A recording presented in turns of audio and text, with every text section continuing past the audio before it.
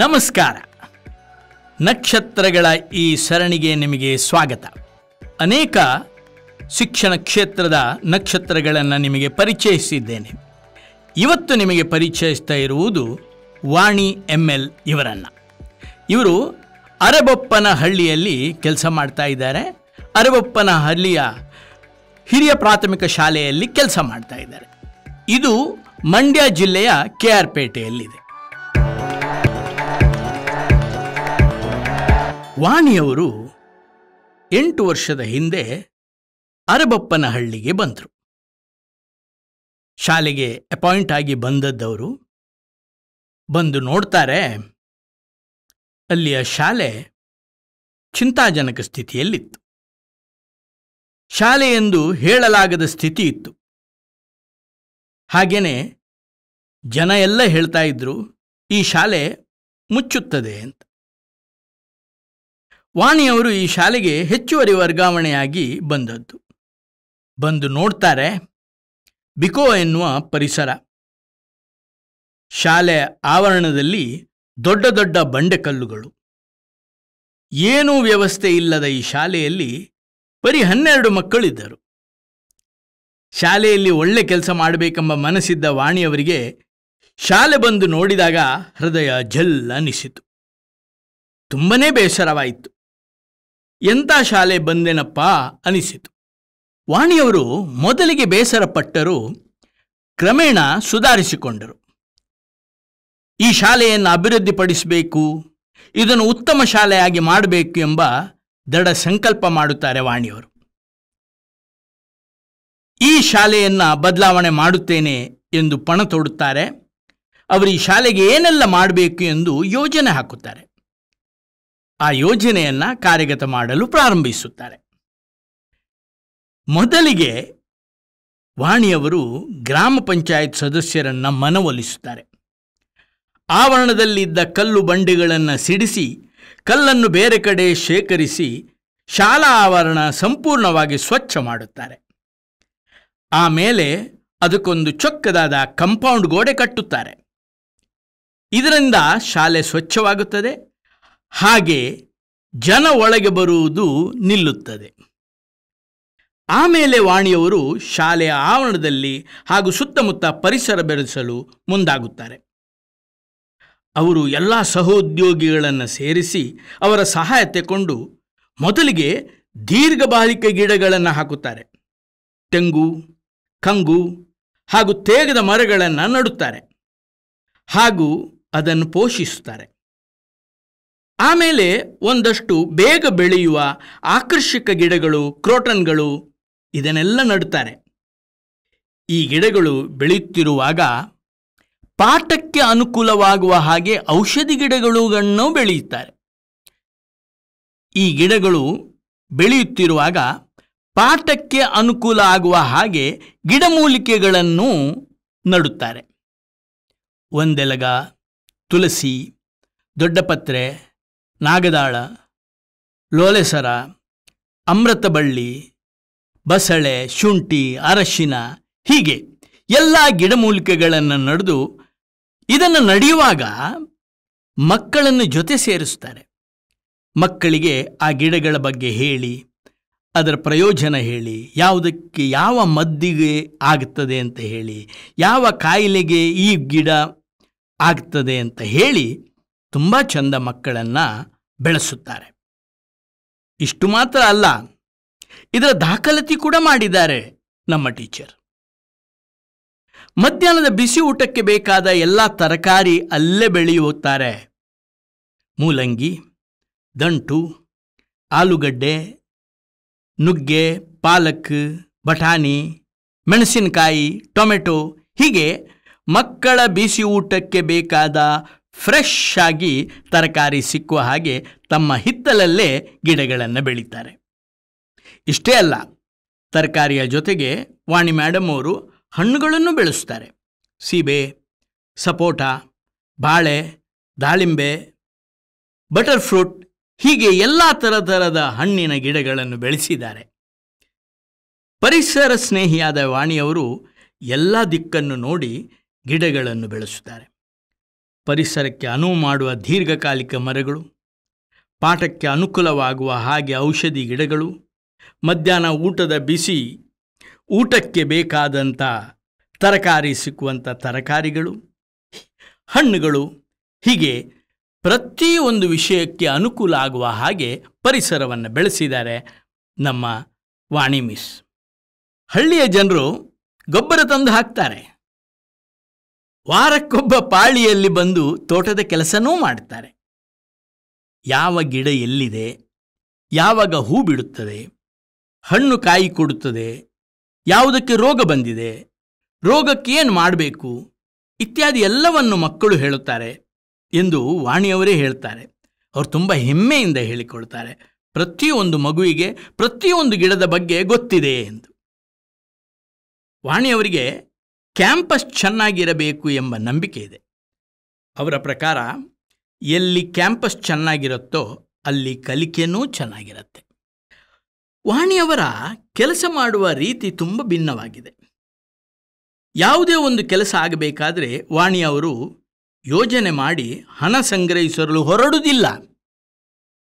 ಬೇರೆಯವರ ಹಾಗೆ ಯೋಜನೆಗೆ ಹಣ ಇಲ್ಲ ಅಂತ ಹೇಳುವುದೂ ಇಲ್ಲ. ಅವರು ಯೋಜನೆ ತಯಾರಿಸುತ್ತಾರೆ, ಆಮೇಲೆ ಸ್ವತಃ ಕೆಲಸ ಪ್ರಾರಂಭಿಸುತ್ತಾರೆ, ಕೆಲಸ ಮಾಡುತ್ತಾರೆ. ಇವರ ಕೆಲಸ ನೋಡಿ ಜನ ಬಂದು ಕೈ ಜೋಡಿಸುತ್ತಾರೆ, ಇವರ ಜೊತೆ ಸೇರುತ್ತಾರೆ, ಹಾಗೇನೆ ಹಣವನ್ನೂ ಕೊಡುತ್ತಾರೆ.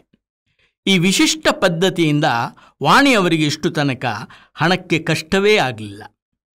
ಅವರು ಕೆಲಸ ಶುರು ಮಾಡಿದ್ದೇ ತಡ, ಜನ ಬಂದು ಸೇರುತ್ತಾರೆ, ಕೈ ಜೋಡಿಸುತ್ತಾರೆ, ಹಾಗೆಯೇ ಹಣವನ್ನೂ ಕೊಡುತ್ತಾರೆ. ಜನ ಹೇಳ್ತಾರೆ, ವಾಣಿಯವರು ತನ್ನ ಕೈಯಿಂದ ಹಣ ಖರ್ಚು ಮಾಡಿದ್ದಾರೆ ಈ ಶಾಲೆಗೆ ಎಂದು. ಆದರೆ ವಾಣಿಯವರು ಹೇಳ್ತಾರೆ, ನಾನು ಹಾಕಿದ್ದು ಬರೀ 5%, ಉಳಿದ 95% ಜನರೇ ಹಾಕಿದ್ದಾರೆ ಎಂದು. ವಾಣಿಯವರಿಗಿದ್ದ ಇನ್ನೊಂದು ಕನಸು, ಸಣ್ಣ ಮಕ್ಕಳಿಗೆ ಆಟದ ಸಾಮಗ್ರಿಗಳು ಬೇಕು, ಆಟದ ಮೈದಾನ ಬೇಕು ಎಂದು. ಜಾರುಬಂಡಿ, ಉಯ್ಯಾಲೆ, ಸೀಸಾ, ಹೀಗೆ ವೈವಿಧ್ಯಮಯವಾದ ಆಟದ ಸಾಮಾನುಗಳು ಬೇಕು ಎಂಬುದು. ದೊಡ್ಡವರು ಆಡುವಂಥ ಆಟದಲ್ಲಿ ಆ ಪುಟ್ಟ ಮಕ್ಕಳಿಗೆ ಆಡಲಿಕ್ಕೆ ಸಾಧ್ಯವಿಲ್ಲ. ವಾಣಿಯವರು ಇದನ್ನು ಪಡೆಯಲು ಮಾಡಿದ ಪ್ರಕ್ರಿಯೆ ಅದ್ಭುತ. ಅವರು ಇದರ ಚಿಕ್ಕ ಚಿಕ್ಕ ಮಾಡೆಲ್ಗಳನ್ನು ಫಸ್ಟಿಗೆ ಮಾಡಿ ಜನರಿಗೆ ತೋರಿಸ್ತಾರೆ. ಆಮೇಲೆ ತನಗಿದ್ದ ಕನಸನ್ನು ಜನರಲ್ಲಿ ಬಿತ್ತುತ್ತಾರೆ, ಮಕ್ಕಳಲ್ಲಿ ಬಿತ್ತುತ್ತಾರೆ. ಆಮೇಲೆ ವಾಣಿಯವರಿಗಿದ್ದ ಕನಸು ಜನರ ಕನಸಾಗ್ತದೆ. ಎಲ್ಲರೂ ಇದಕ್ಕೆ ಬೇಕಾದಂಥ ಹಣಕ್ಕೆ ವ್ಯವಹಾರ ಮಾಡಲಿಕ್ಕೆ ಶುರು ಮಾಡ್ತಾರೆ, ಬೇರೆಯವರ ಹತ್ರ ಕೇಳ್ತಾರೆ. ಹಾಗೆಯೇ ಒಂದು ಖಾಸಗಿ ಕಂಪನಿಯವರು ಬಂದು ಈ ಎಲ್ಲ ಆಟದ ಸಾಮಗ್ರಿಗಳನ್ನು ಅತ್ಯಂತ ಕಡಿಮೆ ಖರ್ಚಿಗೆ ಈ ಶಾಲೆಗೆ ಒದಗಿಸ್ತಾರೆ. ಇಲ್ಲಿ ಈಗ ಈ ಆಟದ ಸಾಮಾನಲ್ಲಿ ಚಿಕ್ಕ ಚಿಕ್ಕ ಮಕ್ಕಳು ತುಂಬ ಚೆನ್ನಾಗಿ ಆಡ್ತಾರೆ. ಮತ್ತು ಈ ಶಾಲೆಯ ಒಂದು ವಿಶೇಷತೆ ಏನಂದರೆ, ದೊಡ್ಡ ಮಕ್ಕಳು ಚಿಕ್ಕ ಮಕ್ಕಳಿಗೆ ತುಂಬ ಸಹಾಯ ಮಾಡ್ತಾರೆ, ಅವರಿಗೆ ಆಡಲಿಕ್ಕೆ ಅನುವು ಮಾಡಿಕೊಡ್ತಾರೆ. ಇದು ಇಲ್ಲಿ ಬೆಳೆದಿರುವಂಥ ಒಂದು ಸಂಸ್ಕೃತಿ ಅಂತ ಹೇಳ್ಬೋದು. ಊರಿನ ಖಾಸಗಿ ಮನೆಯಲ್ಲಿ ಅಂಗನವಾಡಿ ಇತ್ತು. ಅದು ಸರಿಯಾಗಿ ನಡೀತಿರಲಿಲ್ಲ, ಮಕ್ಕಳು ಬರುತ್ತಿರಲಿಲ್ಲ.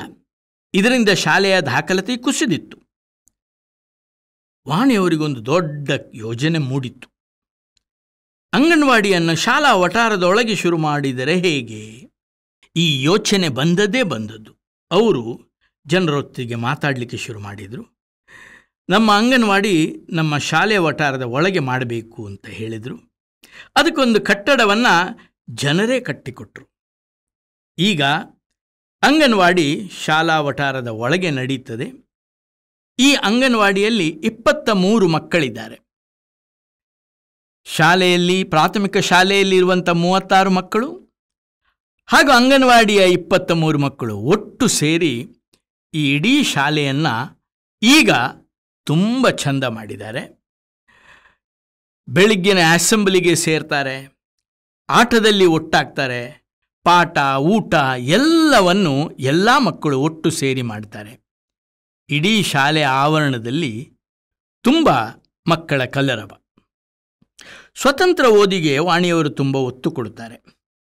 ಶಾಲೆಯ ಕಾರಿಡಾರಲ್ಲಿ ಮುಕ್ತ ಗ್ರಂಥಾಲಯವಿದೆ. ಮಕ್ಕಳು ಮಧ್ಯಾಹ್ನ ಸಮಯ ಬಂದು ಓದುತ್ತಾರೆ, ಸರದಿಯಲ್ಲಿ ಓದ್ತಾರೆ. ಇಷ್ಟೇ ಅಲ್ಲ, ಇನ್ನೊಂದು ವಿಶಿಷ್ಟತೆ ಕೂಡ ಇದೆ. ಈ ಶಾಲೆಯ ಗೇಟಿನ ಮರದ ಕೆಳಗೆ ಗ್ರಾಮಸ್ಥರಿಗೆ ಓದಲು ಒಂದು ಗ್ರಂಥಾಲಯವಿದೆ. ಅಲ್ಲಿ ದಿನಪತ್ರಿಕೆ, ವಾರಪತ್ರಿಕೆ, ಪುಸ್ತಕಗಳು ಲಭ್ಯವಿದೆ. ಜನರು ಬಂದು ಓದುತ್ತಾರೆ ಕೂಡ. ಅದನ್ನು ನಿಭಾಯಿಸುವುದು ಮಕ್ಕಳೇ. ಅದರ ಖರ್ಚನ್ನು ಸಮುದಾಯ ಮಾಡುತ್ತದೆ. ಅದನ್ನು ಅಚ್ಚುಕಟ್ಟಾಗಿ ನಿಭಾಯಿಸುವುದು ಈ ಶಾಲೆಯ ಮಕ್ಕಳು. ಒಂದು ದೊಡ್ಡ ಬೋರ್ಡ್ ಇದೆ. ಆ ಬೋರ್ಡಲ್ಲಿ ಆಗಾಗ ವಿಶೇಷವಾದ ಟಿಪ್ಪಣಿಗಳನ್ನು, ಮಾತುಗಳನ್ನು ಬರೀತಾರೆ. ಇದನ್ನು ಸಮುದಾಯದವರು, ಮಕ್ಕಳು ಓದ್ತಾ ಇರ್ತಾರೆ. 15 ದಿವಸಕ್ಕೊಂದು ಸಲ ಅದನ್ನು ಬದಲಾಯಿಸ್ತಾರೆ. ಇವರು ವಿವಿಧ ದಿನಾಚರಣೆಗಳನ್ನು ತುಂಬ ಚೆನ್ನಾಗಿ ಆಚರಿಸ್ತಾರೆ. ಮಹಿಳಾ ದಿನಾಚರಣೆ, ಸ್ವಾತಂತ್ರ್ಯ ದಿನಾಚರಣೆ, ವಿಜ್ಞಾನ ದಿನಾಚರಣೆ, ಹೀಗೆ ಪ್ರತಿಯೊಂದನ್ನು ವಿಶೇಷವಾಗಿ ಆಚರಿಸ್ತಾರೆ.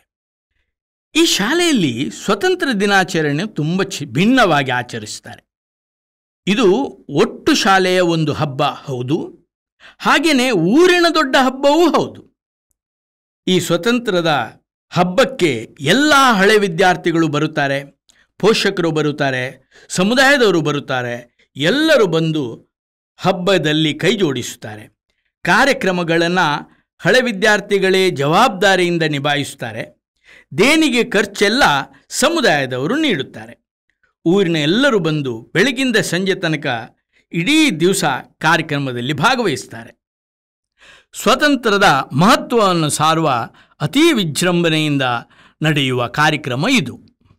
ಜನರನ್ನು ಹೇಗೆ ಸಂಘಟಿಸಿದ್ದೀರಿ ಎಂಬ ಪ್ರಶ್ನೆಗೆ ವಾಣಿಯವರ ಉತ್ತರ ಸರಳ. ನಾನು ಜನರ ಹತ್ತಿರ ಮಾತಾಡುತ್ತೇನೆ, ಅವರಿಗೆ ತಿಳಿಸ್ತೇನೆ, ಮತ್ತೆ ನನ್ನ ಕೆಲಸ ನಾನು ಮಾಡುತ್ತೇನೆ. ಕೆಲಸದಲ್ಲಿ ಶ್ರಮ ವಹಿಸಿ ಕೆಲಸ ಮಾಡುತ್ತೇನೆ, ಪ್ರಾಮಾಣಿಕವಾಗಿ ಮಾಡುತ್ತೇನೆ. ಜನ ಕೈ ಜೋಡಿಸ್ತಾರೆ, ಪ್ರೋತ್ಸಾಹಿಸ್ತಾರೆ, ಜೊತೆ ಸೇರ್ತಾರೆ. ನಮ್ಮ ಕೆಲಸವನ್ನು ನಾವು ಪ್ರಾಮಾಣಿಕವಾಗಿ ಶ್ರಮದಿಂದ ಮಾಡಬೇಕು ಅಷ್ಟೇ. ಉಳಿದದೆಲ್ಲ ಅದರಷ್ಟಕ್ಕೆ ಆಗುತ್ತಾ ಹೋಗುತ್ತದೆ. ಕಲ್ಲು ಬಂಡೆಯಿಂದ ಕೂಡಿರುವಂಥ ಈ ಶಾಲೆಯನ್ನು ಒಂದು ಬೃಂದಾವನ ಮಾಡಿದಂಥ ವಾಣಿಯವರಿಗೆ ನಮ್ಮೆಲ್ಲರ ಪರವಾಗಿ ಶುಭಾಶಯಗಳು. ನಮಸ್ಕಾರ. ನಮ್ಮ ಪಾಡ್ಕಾಸ್ಟ್ ಅಜೀಂ ಪ್ರೇಮ್ಜಿ ಯೂನಿವರ್ಸಿಟಿಯಲ್ಲಿ ನೀವು ಸ್ಪೋಟಿಫೈ ಮತ್ತು ಯೂಟ್ಯೂಬ್ ಮತ್ತು ಸೌಂಡ್ ಕ್ಲೌಡಲ್ಲಿ ನಮ್ಮನ್ನು ನೀವು ಸಂಪರ್ಕಿಸಬಹುದು. ನಮ್ಮ ಹೆಚ್ಚಿನ ಮಾಹಿತಿಗಾಗಿ ಕೆಳಗೆ ಕೊಟ್ಟ ಲಿಂಕನ್ನು ಉಪಯೋಗಿಸಿ.